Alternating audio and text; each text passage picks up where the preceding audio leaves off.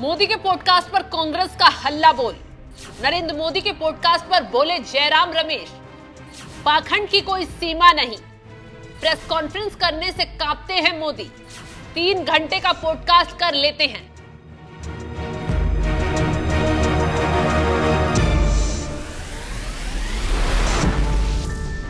प्रधानमंत्री मोदी कुछ करें और उस पर राजनीति ना हो, ये कैसे हो सकता है?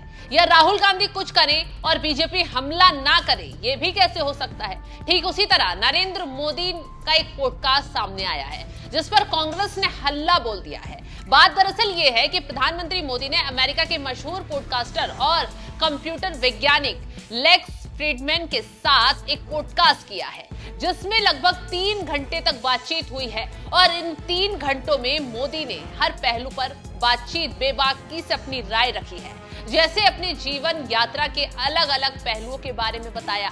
प्रधानमंत्री मोदी ने कहा कि लोकतंत्र में आलोचना आत्मा के सम्मान होती है, जिसे लेकर कांग्रेस ने हल्ला बोल दिया। कांग्रेस नेता जयराम रमेश ने मोदी के पॉडकास्ट पर बोलते हुए कहा, पाखंड की कोई सीमा नहीं होती। मोदी प्रेस कॉन्फ्रेंस करने से बचते रहते हैं, लेकिन एक अमेरिकी पॉडकास्टर के साथ सामने सहज महसूस करते हैं और 3 घंटे से अधिक समय तक बातचीत करते हैं, लेकिन प्रेस कॉन्फ्रेंस नहीं करते हैं।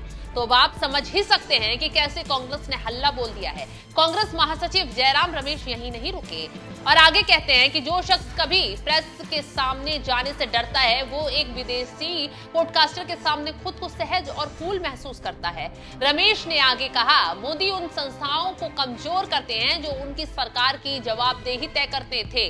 रमेश ने कहा कि मोदी अपने आलोचकों को निशाना बनाते हैं और उनके खिलाफ प्रतिशोध की भावना से कार्रवाई करते हैं। मोदी सरकार ने व्यवस्थित रूप से उन सभी संस्थाओं को खत्म कर दिया है जो लोकतंत्र में जवाबदेही सुनिश्चित करते हैं। तो इस बात से समझा जा सकता है कि कैसे मोदी के पॉडकास्ट को लेकर कांग्रेस आग बबूला हो उठी है।